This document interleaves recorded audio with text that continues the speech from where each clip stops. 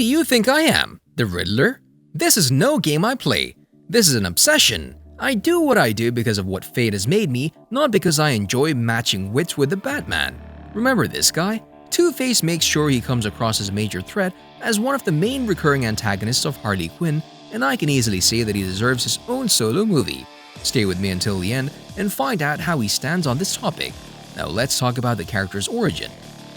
To provide you with Gotham's top litigator, supervillain, and yet a character that you'd remember and kinda like, it's really weird, but maybe his rich backstory is doing this to the fans. Created by Batman co-creator Bob Kane, Two-Face is a supervillain appearing in DC Comics, comic books, and almost always as an adversary of the superhero Batman. Once an upstanding and bright district attorney of the famous Gotham City, Harvey Dent is now hideously scarred on one side of his face after Sal Maroni, mob boss, throws acidic chemicals at him during a court trial. He subsequently goes insane, and Two-Face is actually a persona that he accepted.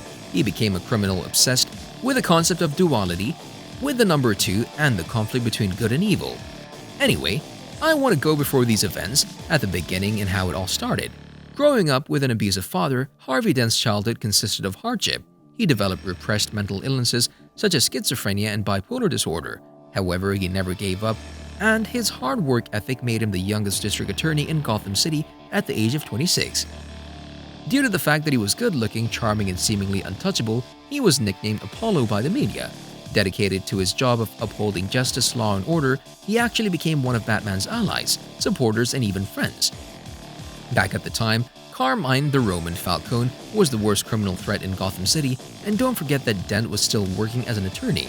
Dent made a deal with Commissioner Gordon and Batman, no matter what the cost, to bring the man down within the law. The alliance ended tragically. His slightly angrier temperament led Commissioner Gordon and Batman to think that it's possible that he could be the vigilante dubbed Holiday. During the trial, Sal Maroni threw acid in Dent's face, and he was horribly scarred on the left side of his face. He descended into madness and became obsessed with opposites and duality, so he developed and accepted a new persona called Two-Face, a completely different man and totally opposite of the law and order obsessed Dent. His trademark was crimes involving the number 2 as Two-Face. His clothes, which are usually composed of 2 halves, are also showing his obsession. In one hand, he holds a double-sided coin and constantly flips it at critical junctures.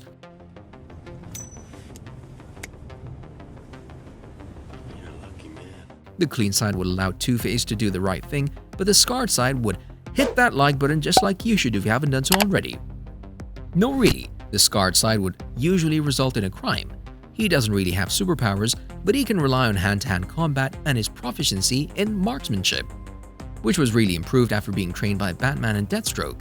Two-Face is not just a comic book character, he was adapted from many live-action projects such as Billy D. Williams in the 1989 film Batman, Aaron Eckhart in the 2008 film The Dark Knight, Tommy Lee Jones in the 1995 film Batman Forever, and Nicholas D'Agosto on the Fox television series Gotham.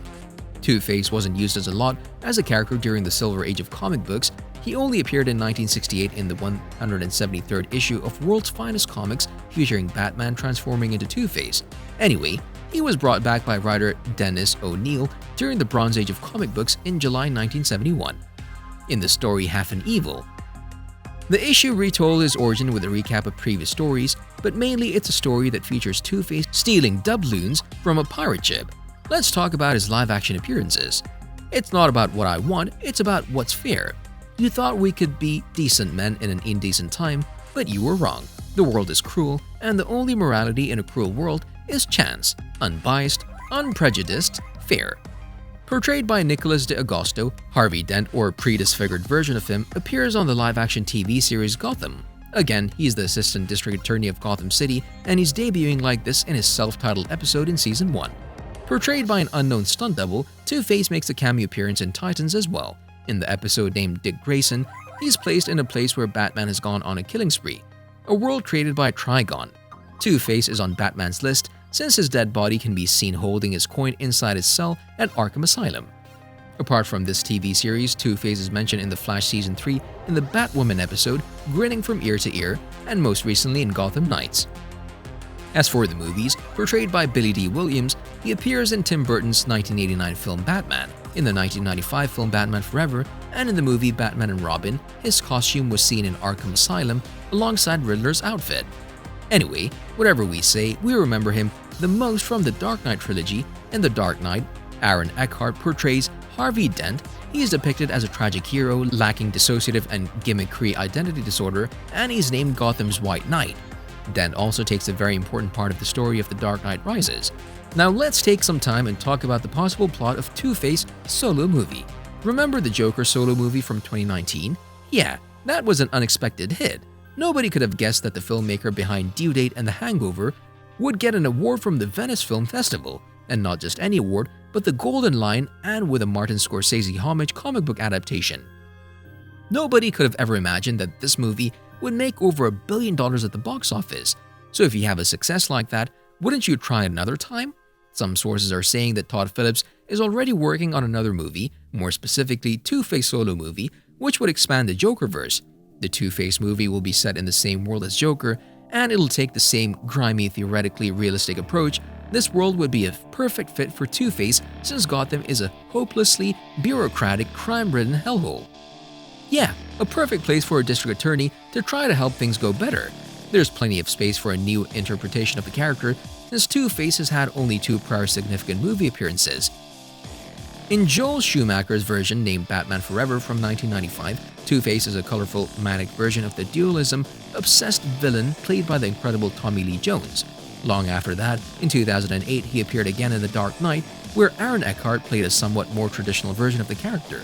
The filmmakers focused more on his life as Harvey Dent way before his face incident.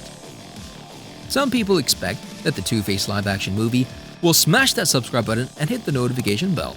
No, really, in all seriousness now, fans expect that the Two-Face live-action movie would take a slightly different direction than Joker did. In Joker, Todd Phillips seemed to be presenting some different variant of the character because there has never been an explicit, truly definitive version of the Joker's origin in mainstream DC comics. Two-Face, on the other hand, might create essentially a new character or take the same tactic and make a character that uses the imagery and legend of the original.